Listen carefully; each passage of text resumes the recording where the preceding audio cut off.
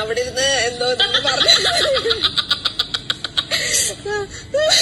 നമ്മൾ അവിടെ ഇരുന്ന് എന്തോ പറഞ്ഞോണ്ടിരിക്കുമ്പോട്ടല്ല ഇതൊക്കെ ഞാനും ചേച്ചിയോട്ട് എന്തോ പറഞ്ഞോണ്ടിരിക്കണം നോക്കണ ഞങ്ങള്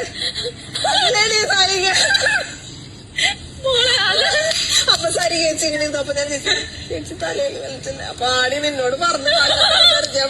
അതല്ല മോളെ, ഇടയ്ക്ക് നമ്മളെല്ലാരും ഇരുന്ന് സംസാരിക്കുമ്പോ ഇവരെന്താ ചെയ്യാറിയോ, എന്റെ തലയിൽ പേൻ നോക്കാൻ വരും. ഞാൻ എന്നിട്ട് ശരിക്കും ഇവരെന്താണ് ചെയ്യുന്നത്, ഇടയ്ക്ക് തലയിലുള്ള പേൻ ഇവിടെ തലയിൽ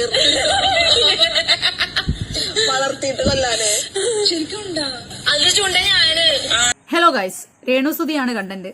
അപ്പം നമ്മുടെ സീരിയൽ അമ്മച്ചിമാരെ ഭാഷയിൽ പറഞ്ഞു കഴിഞ്ഞാൽ കുറച്ച് പരദൂഷണം പറയാൻ വേണ്ടിയിട്ടാണ് ഇന്ന് ഈ ഒരു വീഡിയോ കൊണ്ട് വന്നിട്ടുള്ളത്. പരദൂഷണം കേൾക്കാൻ താല്പര്യമുള്ള ആളുകൾ മാത്രം ഈ വീഡിയോ കാണുക. താല്പര്യമില്ലാത്ത ആളുകൾ പരദൂഷണമല്ലാത്ത വേറെന്തെങ്കിലുമൊക്കെ പോയി കണ്ട് സമയം ചിലവാക്കുക.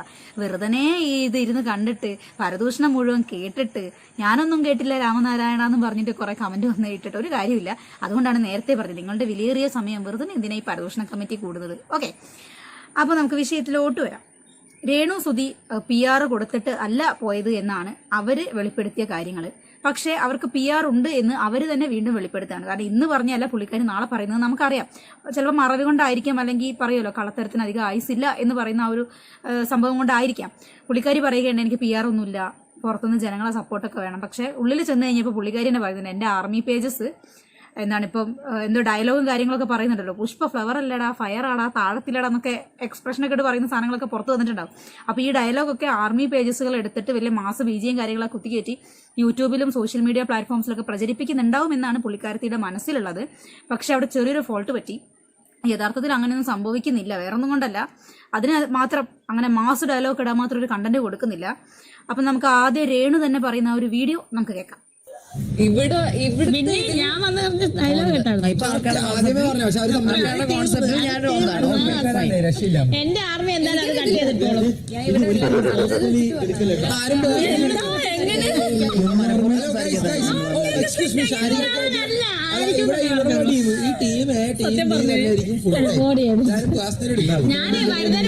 ഓക്കെ, ഈ ഒരു സംഭാഷണത്തില് ബിഗ് ബോസ് ഹൗസിനകത്ത് ഒരു മൃഗങ്ങളെ വെച്ചുള്ള ഒരു ടാസ്ക് ഉണ്ടായിരുന്നു. യഥാർത്ഥ പേരും കാര്യങ്ങളൊക്കെ സെലക്ട് ചെയ്യാന്ന്. പുള്ളിക്കാരി സെലക്ട് ചെയ്ത പേര് ആമാന്നാണ്, ഇഴഞ്ഞൊക്കെയാണ് വരുന്നത്, അതുകൊണ്ടാന്നൊക്കെയാ പറയുന്നത്. അപ്പം പുള്ളിക്കാരി അവിടെ അടിച്ച കുറച്ച് മാസ് ഡയലോഗ്സ് അങ്ങനത്തെ കാര്യങ്ങളൊക്കെ ആർമി പേജസ് എടുത്തു വെച്ച് ഇങ്ങനെ നന്നായിട്ട് പ്രചരിപ്പിക്കുന്നുണ്ടാവും എന്നാണ് പുള്ളിക്കാരി അവകാശപ്പെടുന്നത്. അപ്പൊ നൂറ കൈയോടെ പിടിക്കുന്നുണ്ട്. നൂറ ചോദിക്കുന്നുണ്ട് അപ്പം ഇതൊക്കെ സെറ്റാക്കി വെച്ചിട്ടാണ് വന്നത് അല്ലേ എന്ന് ചോദിക്കുക. അപ്പൊ പുള്ളിക്കാരി പറയുന്നത് അല്ലടാ, ഞാൻ വരുന്നതിന് മുമ്പേ ഞാൻ ഈ ആർമി പേജസ് കണ്ടായിരുന്നു എന്നാണ് ഈ രേണുസുതി എന്ന് പറയുന്ന സ്ത്രീ പറയുന്നത്.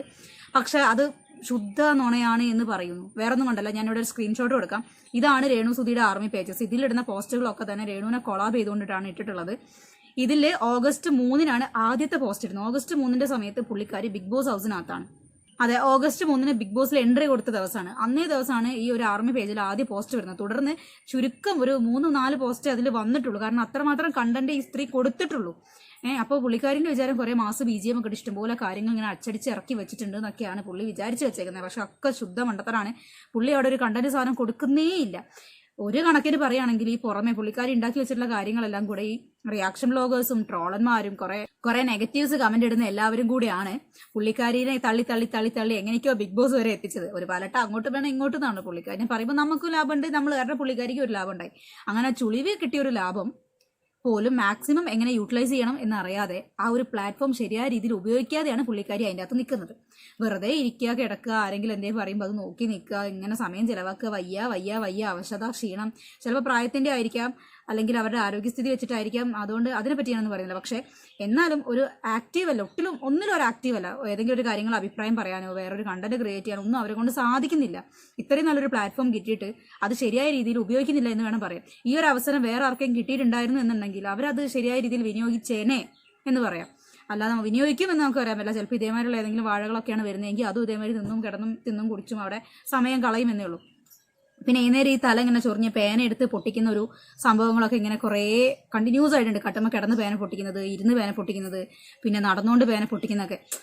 പേൻ എന്ന് പറയുന്ന ഈ ഒരു സാധനം സ്ത്രീകളുടെ തലയിലും പുരുഷന്മാരുടെ തലയിലും കുട്ടികളുടെ തലയിലൊക്കെ ഉണ്ടാകുന്ന ഒരു സാധനമാണ്. അതിലിപ്പോൾ നമ്മൾ തെറ്റൊന്നും പറയില്ല. പേൻ കടിച്ചാൽ ചൊറിയാം, അതിപ്പോൾ സ്ഥലം നോക്കിയിട്ടൊന്നുമില്ല. ഇടയ്ക്കൊക്കെ ചൊറിയുന്നതിലൊന്നും ഒരു തെറ്റ് ഞാൻ കാണുന്നില്ല. പക്ഷേ അത്രയും ജനങ്ങൾ കാണുന്ന ഒരു ഷോയില് 24 മണിക്കൂറും തല ചെയ്യുന്നവരും ഇങ്ങനെ ചൊറിഞ്ഞുകൊണ്ട് നടന്ന് എപ്പോഴും ഈ പേന പിടിച്ച് പൊട്ടിച്ചുകൊണ്ടിരിക്കുക എന്ന് പറഞ്ഞു കഴിഞ്ഞാൽ അതൊരു മാനേഴ്സ് ഇല്ലായ്മ, കാണുന്ന ആളുകൾക്ക് ഒരു അസഹനീയമായി തോന്നൂലേ?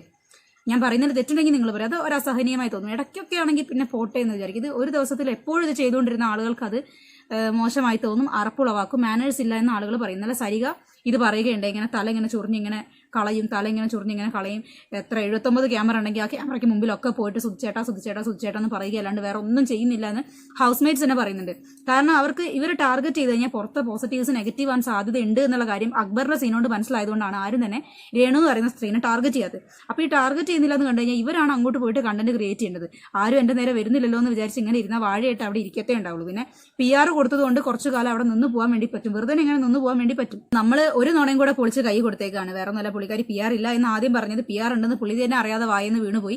പുള്ളിന്റെ ആർമി പേജസ് നോക്കിയ സമയത്ത് പുള്ളിക്ക് PR ഉണ്ടെന്നുള്ള കാര്യം വ്യക്തമാണ്. കാരണം അതിലിട്ട പോസ്റ്റേഴ്സ് ഇവരോട് കൊളൈബ് ചെയ്തിട്ടുണ്ട് ആർമി പേജസ്. കാരണം ഞാൻ ആദ്യം എൻ്റെ ഒരു വീഡിയോയ്ക്ക് അത് പറഞ്ഞിട്ടുണ്ടായിരുന്നു, വേറെ ആളുകൾക്കുള്ള ഫാൻ പേജും ആർമി പേജും തുടങ്ങുന്നതിന് മുമ്പ് തന്നെ രേണു സുധി എന്ന് പറയുന്ന സ്ത്രീക്ക് ഫാൻ പേജും ഉണ്ടായിരുന്നു, ആർമി പേജും ഉണ്ടായിരുന്നു. പുള്ളി പറയുന്നത് ഞാൻ ബിഗ് ബോസ് വരുന്നതിന് മുമ്പ് കണ്ടതാണെന്ന്.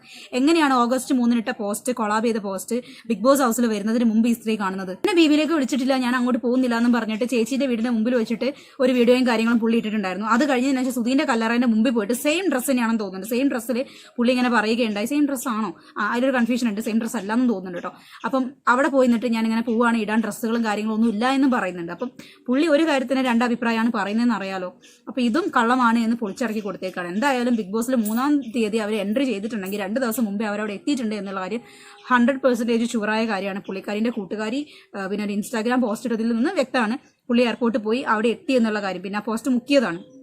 അങ്ങനെ ഇരിക്കെ PR ഓൾറെഡി കൊടുത്തു വെച്ച് ആർമി പേജസ് ഒക്കെ ക്രിയേറ്റ് ചെയ്തു എന്ന് അറിഞ്ഞു വെച്ചുകൊണ്ട് തന്നെയാണ് ഇവർ പോയത്. കാരണം അതിനുള്ള ഏറ്റവും വലിയ ഉദാഹരണമാണ് വോട്ട് ചോദിച്ചുകൊണ്ട് പ്രചരിക്കപ്പെട്ട ആ ഒരു വീഡിയോ. പുള്ളീന്റെ അമ്മേന്റെ ഒരു ശ്വാസമുട്ട് പോലുള്ള ആ ഒരു സംഭവം കരുവാക്കി വെച്ച് അവരെടുത്തൊരു ഇന്റർവ്യൂ വീഡിയോ. ശേഷം മൈൽ സ്റ്റോൺ മേക്കേഴ്സ് ആണെന്ന് തോന്നുന്നുണ്ട്, അവർ പോയി അവരുടെ വീട്ടിൽ നിന്ന് എടുത്ത ഇന്റർവ്യൂ കാര്യങ്ങളൊക്കെ കണ്ടു കഴിഞ്ഞാൽ നമുക്ക് കാര്യങ്ങൾ വ്യക്തമാവും. അപ്പൊ ഈ ഒരു നുണയും കൂടെ ഇങ്ങനെ പൊടിഞ്ഞ് ഭസ്മമായി പോയിരിക്കുകയാണ് ഗൈസ്. രേണുസുധീന്റെ PR കൊണ്ട് ഇഷ്ടംപോലെ ആൾക്കാരെ കമന്റ് ബോക്സ് ഫുള്ള് നെഗറ്റീവാണ്. നെഗറ്റീവ് ഒന്നും നോക്കിയിട്ട് കാര്യമില്ല, നെഗറ്റീവോ പോസിറ്റീവോ എന്തെങ്കിലും ആയിക്കോളട്ടെ.